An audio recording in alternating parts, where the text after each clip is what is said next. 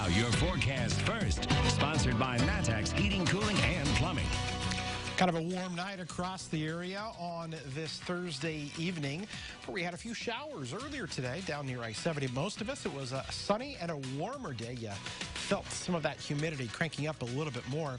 Currently 72 in Champaign, still 76 degrees in both Champaign and in Effingham. So really warm out there tonight, and it's going to stay warm over the next few days. Tomorrow, we find our hour-by-hour temperatures putting us back up into the middle 80s for high temperatures with, again, lots of sunshine, but we have a chance for some thunderstorms. We'll talk about what to expect with that when we come back.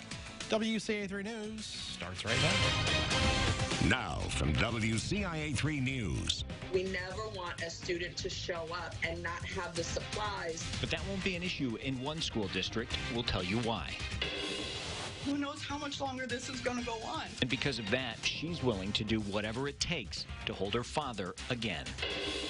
We were all kind of freaked out by it. But now all that's left is a pile of rubble after an historic building collapsed. You're watching your local news leader. This is WCIA3 News at 10. There's been a financial strain on almost every family out there because of what COVID has caused. Parents in the Danville School District will have one less thing to worry about as their kids go back to school during the pandemic. Good evening, I'm Paul Cicchini. The district is giving all students free school supplies. Parents and teachers say this will be a huge help. Some students will be going back in person, but most will learn remotely. WCIA3's Jennifer Jensen's in the newsroom. So Jennifer, how are they able to do this?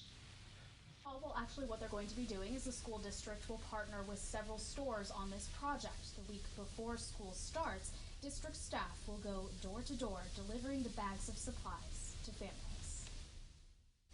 As Danville parents get ready for the school year to start. It's been really a lot of up in the air. It's like plan not to make a plan. The school district is lightening their load of things to do to prepare. We're planning to provide pens, pencils, paper, notebooks.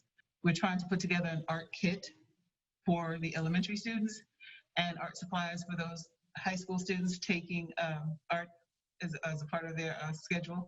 By giving families free school supplies, the superintendent hopes this will help to give some relief for families. We serve a population that, particularly during this season, are faced with some economic challenges, and we wanted to find a way that we could support them. Parents like Jennifer Hoskins, a mother of 5, appreciate the help. The idea of back to school shopping and not having to do it, it's actually quite a relief. And financially, Hoskins is also a teacher at Mead Park Elementary School and says the free school supplies are much needed. We never want a student to show up and not have the supplies, therefore not be able to participate. And so because of that, as a teacher, you buy 200 pencils and you buy 25 boxes of crowns. The Danville School District is doing remote learning for 5th through 12th grades. K through 4th students are given the option of in-person learning. Superintendent Geddes says along with delivering free school supplies at people's homes, staff will also help parents to get ready before school starts on September 8th. We intend to take part of that week and have parents receive one-on-one support, learning how to log in, how to check grades, how to check activities. The supply kits will also include custom Danville school face masks. Now, they don't have an exact cost for all of this yet, but the superintendent said that people in Danville have offered to make donations for this as well. In the newsroom, I'm Jennifer Jensen, WCIA3, your local news leader. All right, Jennifer, thanks. Now, that's not all. The district also waived registration fees for students this year. Next week, Champaign schools will start handing out Chromebooks for students starting distance learning. Individual campuses will be told which days they should pick them up. To help families, they've set up systems for Wi-Fi access as well. They'll have over 100 hotspots and Comcast coupons so families who don't have Wi-Fi can log on. The district will cover that cost for the year, but that's not all. We are working to record and also possibly have some smaller recordings for families that may not be able to access it until after work hours, because we know if you're coming home from work at 5:30 and trying to have dinner, sitting down for 2.5-hour live lesson may not be the most appropriate. First day of distance learning will be August 26th. The first quarter will be done remotely, and the district will make a decision in September about the second quarter that starts October 19th. Here you have an update from 6 o'clock now. Tonight, Springfield Public Schools voted to change course and start the year remotely. The district called an emergency meeting just 1 week after initially choosing to start with the hybrid model. The spike in cases in the last week, including a record high number of cases on Tuesday, led to some board members changing their minds. Now, the earliest the district can return to hybrid learning is October 26th, the end of the first quarter. New tonight at 10, an employee at one school district has tested positive for COVID-19. Decatur Public Schools wouldn't say where the employee was working or their department, but officials say they sent employees at one school building home for the day while it was deep cleaned. They're working on contact tracing.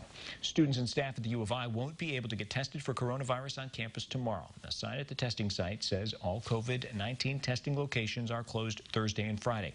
Students and staff members have been using a smartphone to track results and to use it to get as proof to get into campus buildings. If a student or faculty member doesn't have access to a phone to show their test results, the university will give them a smartphone.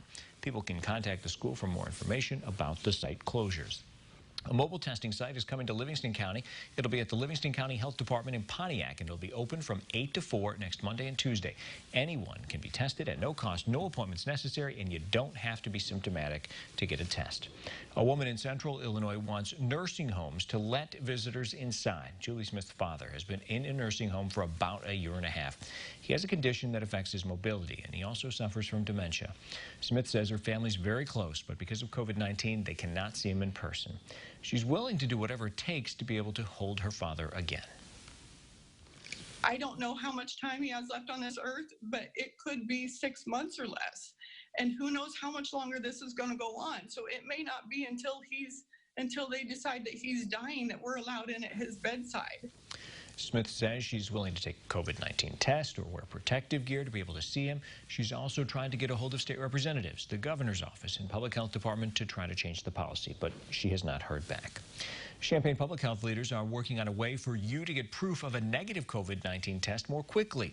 Many people need that proof for work or school. Right now, if you're tested at Marketplace Mall, and that part's important, you get your results within 2 days if you're positive, and up to a week if you're negative. It can then take another week for a written copy to be mailed to you if you request it. In the meantime, they're working on a way to at least get you paper proof of being tested.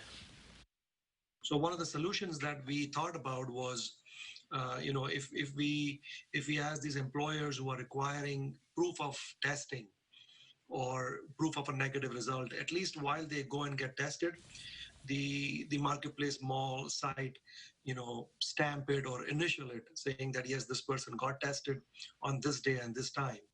Public health leaders think it'll take about a week for that to roll out. Only then will they start working on a way to get you your test results on paper. Again, this only applies to the Marketplace Mall testing site.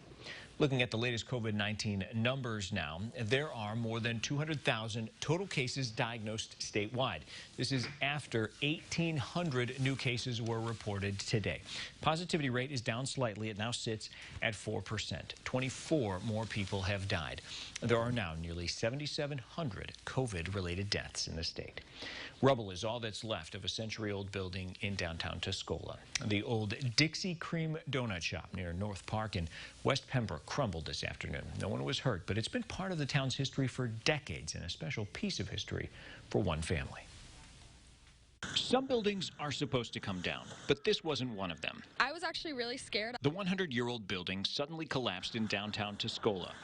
Caitlin Clare caught the aftermath on camera. The back far side over here just broke out. The bricks just bended out, and it all fell in and rolled out, and a huge cloud just rolled everywhere. The city administrator says the building had known structural issues that the owner, the city's building inspector, was trying to fix. The inside was gutted, barricades were placed around the building, and they tried to shore up the walls, but they didn't hold. We were all kind of freaked out by it. Claire says the building has been a part of her life since she was a child. Honestly, I was actually a little upset by it because I've had some great memories with some friends running around by that building too. We've even gotten pictures with it. She's not the only one with cherished memories. It's a lot of history for our family. Candy Crawford's grandparents started the Dixie Cream Donut Shop in the building around 1970. If you talk to anyone that's lived here very long at all, they will remember the Dixie Cream Donuts. The family ran the business for 35 years, with each generation, grandparents, children, grandchildren, and great-grandchildren pitching in. My grandma would come to work at 1:30 in the morning. Every day that dough was made fresh, and those donuts were cranked out. When I would come to work at 5 in the morning, we'd start packing boxes. Even our children worked there. But the doors closed years ago, and it sat vacant for 20 years. Now, what Crawford has left are the memories. It's sad, for sure. It's sad. The building inspector says he bought the building a year ago and didn't realize then how the poor condition of the structure. He says he didn't have any plans for the building because he says it should have been torn down some time ago. New at 10, crime in one neighborhood in Hoopeston will now be monitored on surveillance. The Vermilion County Housing Authority was given a grant from the Department of Housing and Urban Development to install security cameras in the Parkview Court area. The $250,000 grant is part of a budget Congress created for public housing agencies to use for safety and security needs. Some who live in Parkview Court say this is a welcome relief. A lot of places around here usually get broken into a lot, and it would be a little bit helpful because, you know, a lot of things have been destroyed and what have you, and people don't really take and consider it. I think it would be a good thing to have security cameras. Down to the Vermilion County Public Housing Authority to find out when those cameras will be installed, but have not yet received a response. Missing the taste of CU this year? Why, it's not entirely gone. Plus, if you think your property tax bill was lost, think again why yours may be coming a little late. And some players are still adjusting to not having a fall sports season, how they're working through it.